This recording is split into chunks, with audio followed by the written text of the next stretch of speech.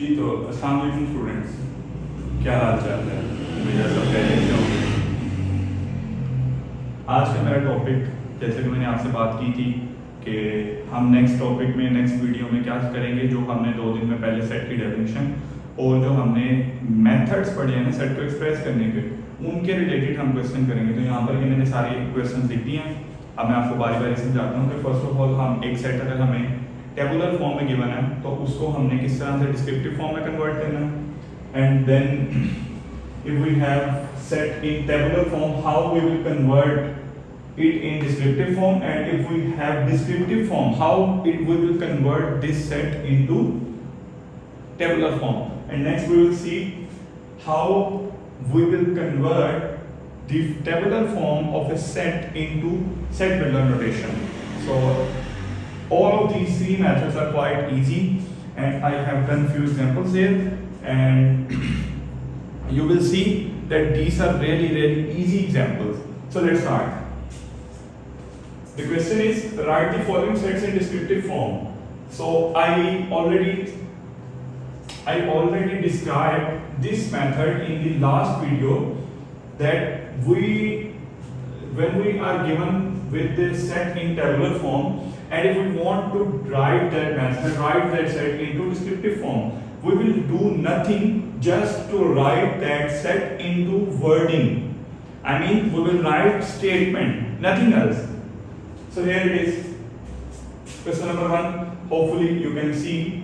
So here question number 1 is E equals to 1, 3, 5, 7. Here is a set where the members are 1, 3, 5 and 7.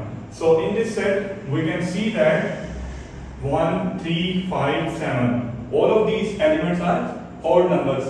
So we know that this is a set of odd number.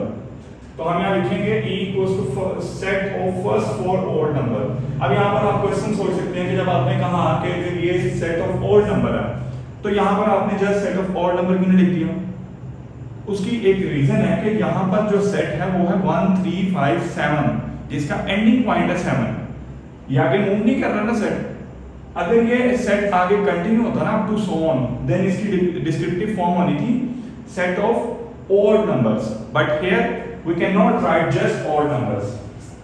तो इसलिए मैंने लिखा set of first 4 odd numbers. ये set है, इसकी descriptive form मैंने ये लिख दी। जस्ट ये इतना सा इसका सॉल्यूशन है। इसी तरह आप एग्जांपल देखते हैं, आपको एक सेट गिवन है उस, अच्छा आप लोगों को मैं ये भी बता दूं, ये जो फॉर्म गिवन है सेट की, सेट को इस फॉर्म में लिखने के लिए ये जो फॉर्म गिवन की हुई है हमने, इसको कहते हैं टेबुलर फॉर्म। क्या कहते हैं?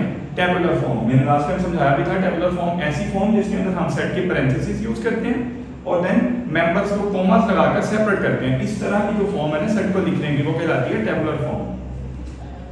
So here it is, here we have another set D equals to A, E, I, O, U. You will be well aware of this set.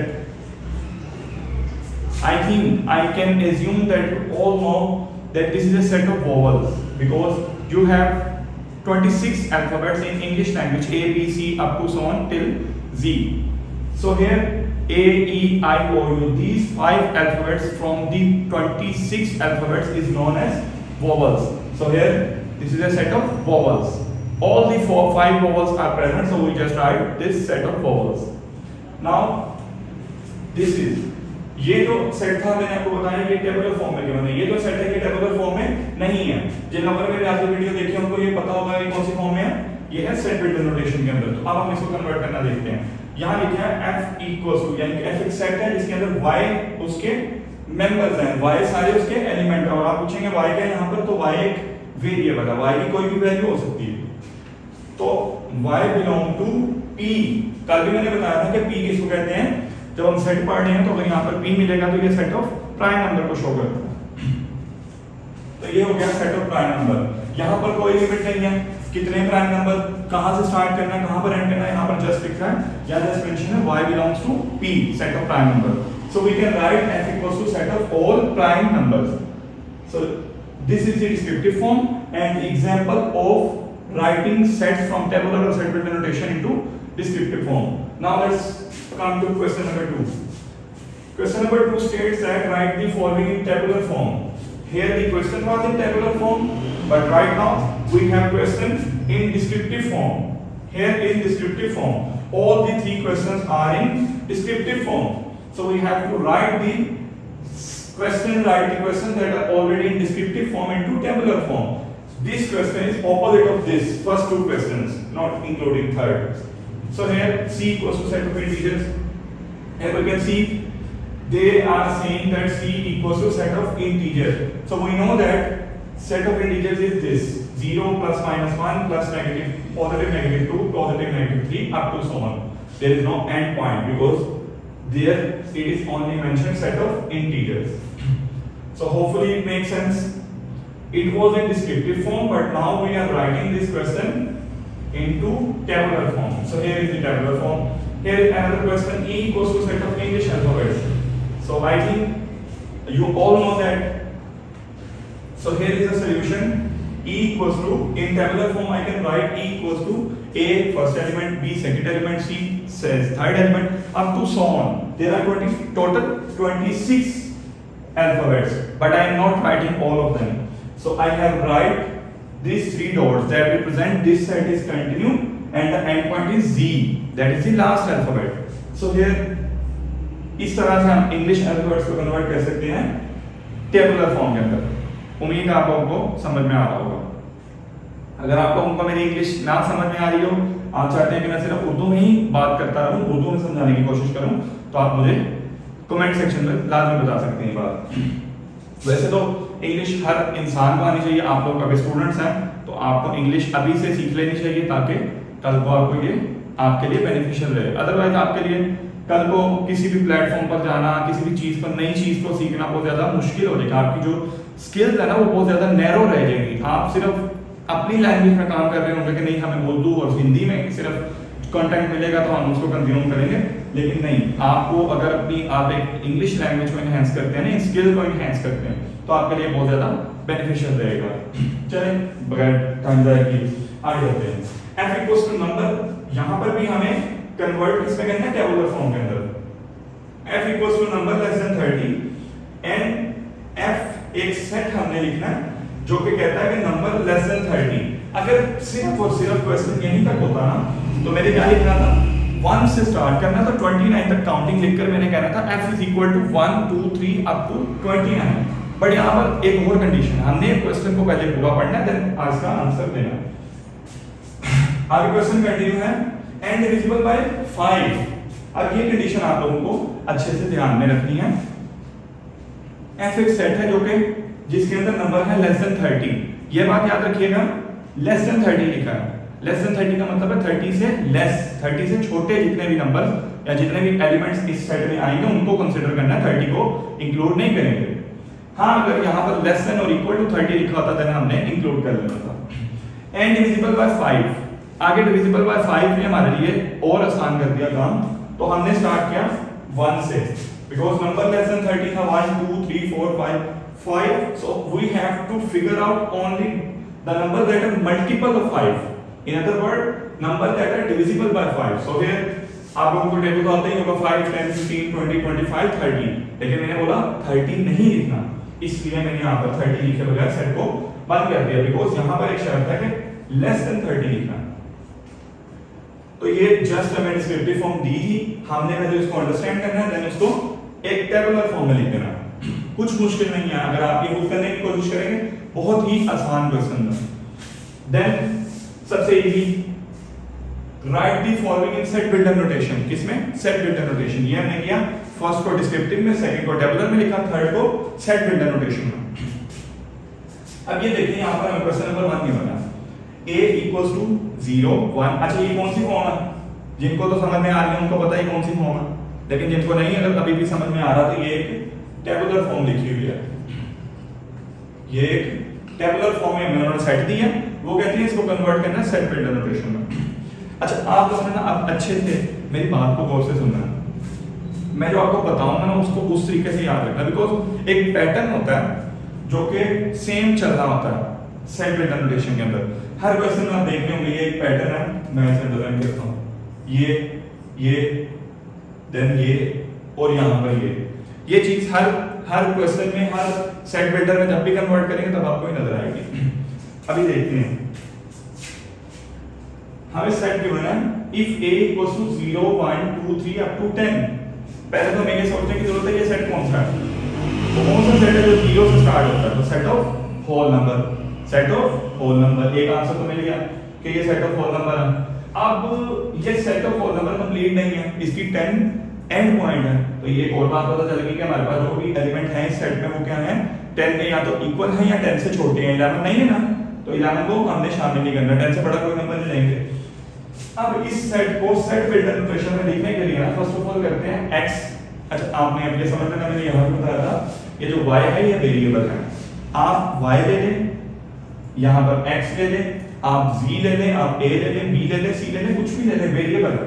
आप लोगों को वेरिएबल का थोड़ा सा कॉन्सेप्ट दे दूं। वेरिएबल ऐसी टर्म को कहते हैं मैथ्स के अंदर जिसकी कई वैल्यूज होती हैं, यानी कि जिसकी कोई फिक्स वैल्यू नहीं होती। इस x की वैल्यू 1 भी हो सकती है, 2 भी हो सकती है, 9 भी हो सकती है, 11 भी हो सकती है, 13 भी हो सकती है। आप कहेंगे ये 10 तो सेट तक, सेट तो 10 तक है, पर मैं इन जनरल आपके साथ बात कर रहा हूं कि ये x है, इसकी कोई भी वैल्यू हो सकती है। लेकिन इस केस में जो आप सोच रहे हैं वो बिल्कुल ठीक है, इस केस में ये 10 से बड़ा नहीं हो सकता।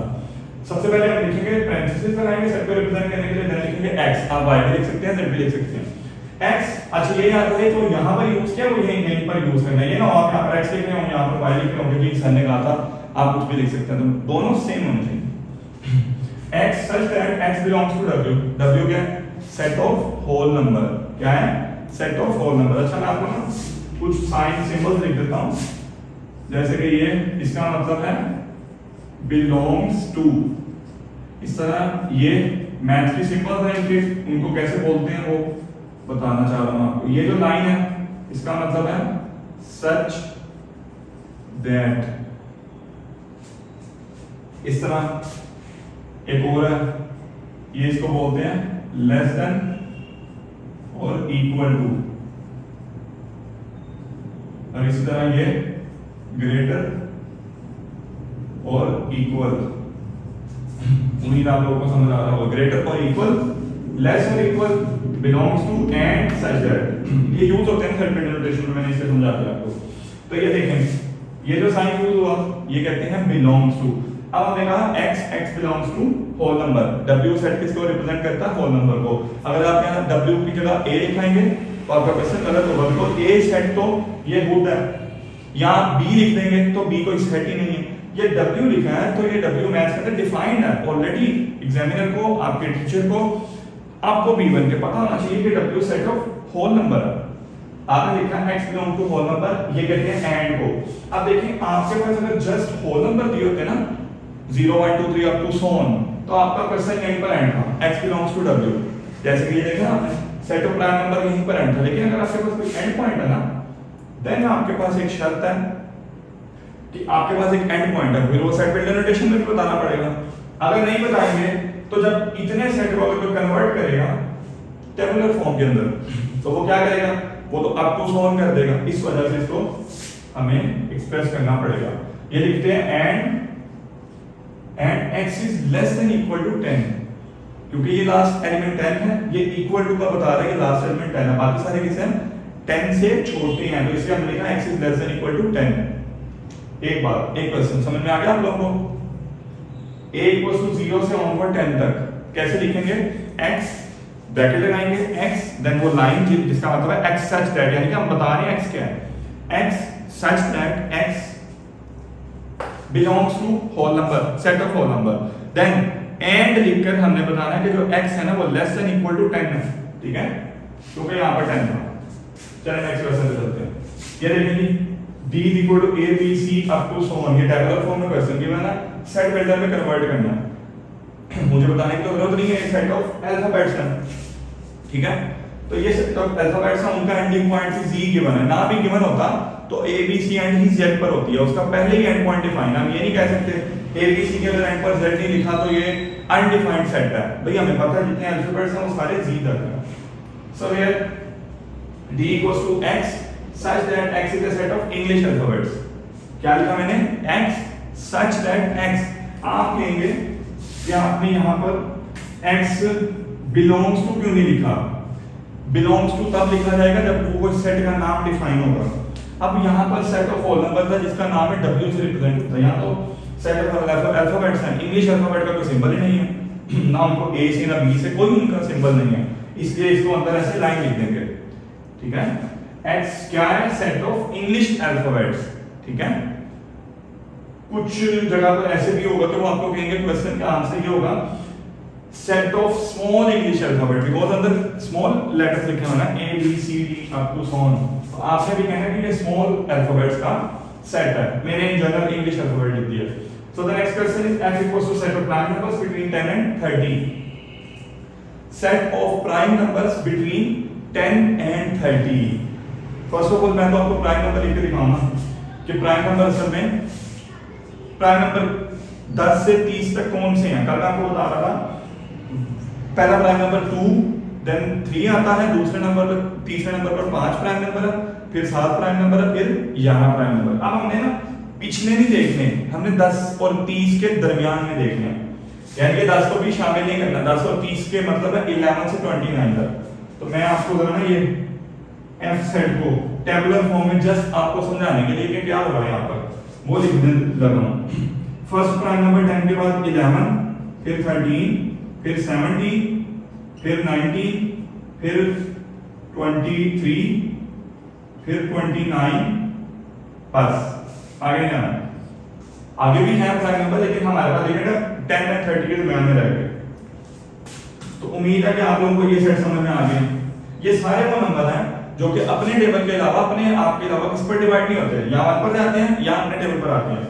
तो मैंने 10 से और 30 के दरमियान में सारे नंबर्स लिख दिए। इसको कन्वर्ट करना है सेट वेक्टर नोटेशन में। फर्स्ट ऑफ ऑल चलिए दुबारा सेट वेक्टर नोटेशन में कन्वर्ट करने के लिए क्या लिखते हैं? First of all x such that x belongs to कौन सा सेट है? ये सेट ऑफ प्राइम नंबर। यहां तक सबका क्लियर है? ठीक है। x such that x belongs to set of prime number, p से बिलोंग करता है। लेकिन आगे एक शर्त है ना, आपको भी पता है कि शर्त है 10 और 30 के दरमियान में रहना, तो हमें x बताना पड़ेगा। जो हमने x लिया ना प्राइम नंबर का सेट प्राइम नंबर से बिलोंग करता है, हमें बताना पड़ेगा वो कहां से कहां तक उसकी लिमिट है। ये मैंने लिखा, उसका स्टार्टिंग पॉइंट होगा 10 ऑनवर्ड, 10 से अगला नंबर 11, लेकिन हम लिखेंगे जरा ना इस तरह के 10 और 30 लिखेंगे, लेकिन इक्वालिटी नहीं डालेंगे, लेस देन डाल देंगे, ग्रेटर देन डाल देंगे, लेकिन वो नहीं डालेंगे इक्वालिटी, जिससे ये पता चलता है कि 10 बीच में शामिल नहीं है सेट के। ये देखें मैंने ये लिखा y। अच्छा, अब मैंने आप लोगों के लिए ना असल में यहाँ पर y लिखा था कि y लिखने x लिखने कोई फर्क नहीं पड़ता, लेकिन दोबारा मैंने आपको x बोल दिया। y such that y belongs to prime number. ये सिंपल किसका है? मैंने आपके लिए लिखा ऊपर एंड का। एंड ये ना इसको पढ़ने का तरीका इस तरह से है, ये आपने देखना सेंटर में y है, y is less than 30, y is greater than 10।